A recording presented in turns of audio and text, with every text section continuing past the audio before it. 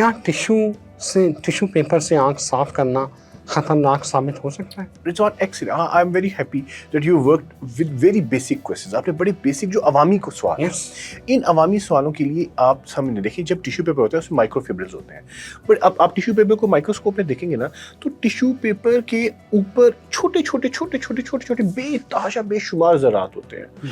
जब आप tissue paper को साथ डैम्प करने के लिए लगाते हैं, एक होता है जो मैक्रोस्कोपिक व्यू आपको बड़ा नजर आ रहा था कि आपने टिश्यू पेपर लगाया, दूसरा होता है कि उस टिश्यू पेपर में से जो छोटे छोटे ज़रात हैं वो निकल कर आपकी आंख में जाते हैं। ठीक है, अगर आप जुकाम लगा हुए हैं, छींक लगी है, व्हाटएवर, या आपने इवन नया भी लगाया, तो वो ऑलरेडी कंटेमिनेट होता है एयर के अंदर, वो स्टरलाइज्ड होकर नहीं आपकी आंख की तरफ जा रहा है। आंख के अंदर कोई भी चीज़ अनस्टरल आप ना डाल सकते हैं ना लगा सकते हैं। ये बहुत इंपॉर्टेंट बात है, इसको समझें इस चीज़ को।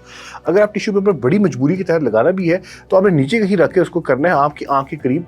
कोशिश यही है कि ना करें, बेटर ये कि आप पानी से, फ्रेश वाटर से उसको साफ कर लें, बजाय ये कि आंख के अंदर टिश्यू पेपर ही कोई ऐसी चीज़ लगाएं, क्योंकि बार बार लगाने से वो माइक्रोफिब्रिल्स क्या होते हैं, खून जो पानी की नालियाँ होती हैं जिनके साथ पानी और जो आंसू उसमें निकलना होता है उसमें ब्लॉक होना शुरू हो जाता है, और उस वजह से फिर पानी बाहर आना शुरू हो जाता है आंख से, कि उसकी जो ट्यूब्यूल्स हैं वो ब्लॉक। और फिर अक्सर पेशेंट जिनकी लेजर सर्जरी हुई होती है, पेशेंट्स जिनकी कैटरेक्ट सर्जरी होती है, उनकी आंखें बड़ी सेंसिटिव होती हैं, वो ज़रा सा माइक्रोफिब्रिल लगाते हैं, और माइक्रोफिब्रिल लगाने के साथ ही उनकी आंखों में से या रेडनेस शुरू हो जाती है या पानी निकलना शुरू होता है। सो ये एक बड़ा ही कॉमन और बड़ा ही ज़्यादा, जिसे कहते हैं ना, एक ऐसा इशू है जो हमें हर दूसरे दिन फेस करना पड़ता है। और उसमें पेशेंट को सिर्फ कहते हैं don't touch your I either with tissue paper. आप टिश्यू पेपर भी ना लगाएं और अपने हाथ भी ना लगाएं।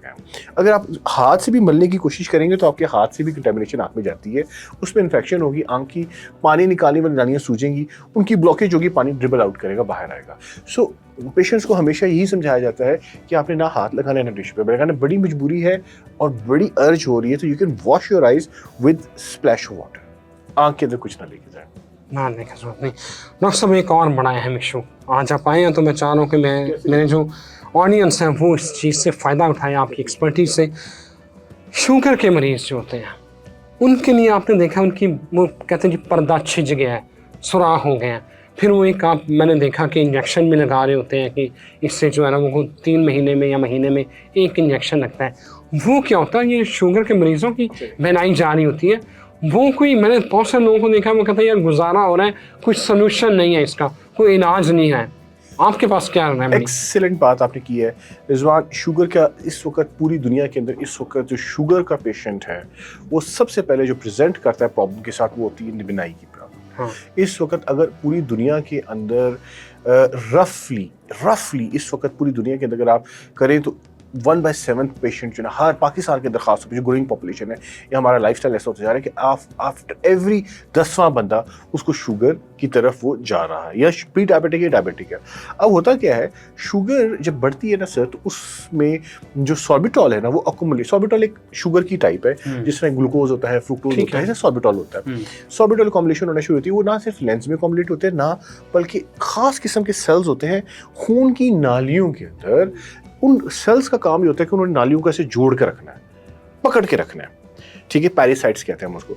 जब वो शुगर बढ़ती है ना, तो वो जो पैरासाइट्स है ना, उनकी जो पकड़ है वो लूज होना शुरू हो जाती है और वो लॉस होना शुरू हो जाते हैं। जब वो अपने जो गार्ड, यानी कि जो खून की नालियां हैं, जब खून है ना वो एक नाली में गुजरता है, उसकी एक दीवार है, उस दीवार के अंदर छोटे छोटे सेल्स हैं, उन सेल्स को एक दूसरे के साथ लॉक करके अल्लाह की ज़ात ने रखा हुआ है कि उसमें से खून बाहर ना निकले, उसमें से कोई चीज़ इंग्रेडिएंट रिस्क के बाहर ना जाए।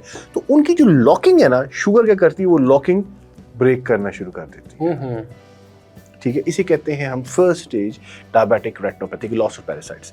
पैरासाइट लॉस होते हैं जब उसका कनेक्शन सेल्स का आपस में वीक होता है, तो उसमें से पानी, खून में जो प्लाज्मा है, खून के अंदर न्यूट्रिएंट्स हैं, खून के अंदर बहुत सारे बेशुमार फैक्टर्स हैं, platelet growth factor, endothelial growth factor, वो लीक करना शुरू कर देते हैं। जब वो लीक करना शुरू करते हैं, चर्बी बाहर आना शुरू हो जाती है, तो उसके साथ साथ उस चीज़ को कंपनसेट करने के लिए कुदरत क्या करती है, नई खून की नालियाँ बनाना शुरू कर देती है।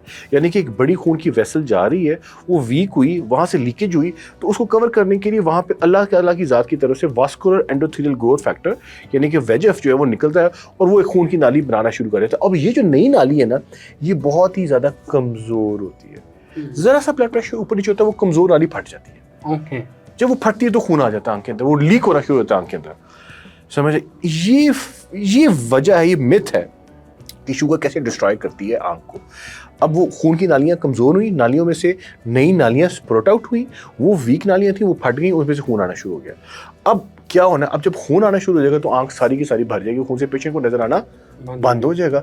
अब अगर उसका इलाज हो गया ठीक है, अगर सपोज इलाज नहीं होता, कोई ऐसी फार फ्लंग एरिया में है या जहाँ डॉक्टर उसको अवेलेबल नहीं है, रेटिना का बंदा स्पेशलिस्ट नहीं अवेलेबल, तो क्या होगा, वही खून इकट्ठा होना शुरू हो जाएगा। वो इकट्ठा होगा और एक खून की जो है ना, जब वो इकट्ठा होगा तो वो एक झिल्ली बना देगा जिसे हम मेम्ब्रेन कहते हैं। मतलब खून है ना, जब देखें आपने देखा जब लोथड़ा खून का वैसे पड़ा रहता है, क्या होता है, वो जम जाता है। वो बेसिकली क्या करेगा, एक बहुत बड़ी मेम्ब्रेन बनाना शुरू कर देगा, वो मेम्ब्रेन खींचना शुरू हो जाएगी और जब वो कॉन्ट्रैक्ट करेगी तो साथ पर्दा उखाड़ के अपने साथ ले आएगी। जब वो पर्दा उखाड़ेगी तब फिर बंदा परमानेंट डैमेज और परमानेंट ब्लाइंडनेस की तरफ जाएगा। इसको हम कहेंगे ट्रैक्शनल रेटिनल डिटैचमेंट। तो जब ट्रैक्शन आना शुरू हो जाती है पर्दे के ऊपर तो ये इमरजेंसी होती है जिसमें हमने लाजमी पेशेंट की सर्जरी करनी है पर्दे की और उसको ठीक करना है। हाँ, अब अगर खून आया और अर्ली स्टेज पर आपने देख लिया कि खून की नालियां बन रही हैं और इसमें से लीकेज के चांस हैं, तो उसमें हम लेजर करते हैं। गोल्ड स्टैंडर्ड क्या है? Ledger. Gold standard is ledger. अब हमारे पास ऐसी किस्म की भी लेजर्स आ गई हैं, ये पब्लिक मैसेज है। अब हमारे पास पाकिस्तान में ऐसी लेजर्स हैं कि आप इंजेक्शंस की बजाय आप सेंटर ऑफ मैकुला के ऊपर भी सब थ्रेशोल्ड डायोड मैकुलर लेजर करने के साथ आंख का पर्दा खुश्क कर सकते हैं, यानी कि इंजेक्शन लगाने की ज़रूरत नहीं है। जो हर महीने आपको इंजेक्शन लगता है उसकी जगह हमारे पास अब लेज़र है जिसके साथ आप पर्दे को खुश्क कर सकते हैं और उसके साथ बनाई बचाई जा सकती है। बजाय कि हर महीने आपको टीका लगे आंख के अंदर, उसकी कॉस्ट अलग, उसका हैजट अलग, उसमें ज़ाया होने का खतरा मिलते अलग, भी नहीं है और वो बड़ा मुश्किल है। कोई मैंने देखा, मैं एक जगह डॉक्टर साहब बैठा हुआ था एक क्लिनिक में, तो वो कहीं पिंडी से लेके आए कि यहाँ से मिल नहीं रहा। और दूसरा सबसे बड़ा मसला ये है कि उसके साथ इन्फेक्शन होने का चांस है, बहुत ज्यादा बुरी इन्फेक्शन जिसमें आंख ज़ाया हो सकती है, आंख पीप से भर सकती है, आंख को निकाला जाता है, मेंटेन नहीं हुआ, बहुत बड़ा। तो अब उससे बहुत आसान और बड़ा आसान और सेफ ये कि आप लेजर के साथ उसको। और ये लेजर कितने देर बाद होगा? वो लेजर जो है वो जरूरत भी नहीं कि आपको हर महीने करनी है, वो 1 या 2 दफा होगा, 3 दफा होगा, उसके बाद पेशेंट का मसला हल हो जाएगा।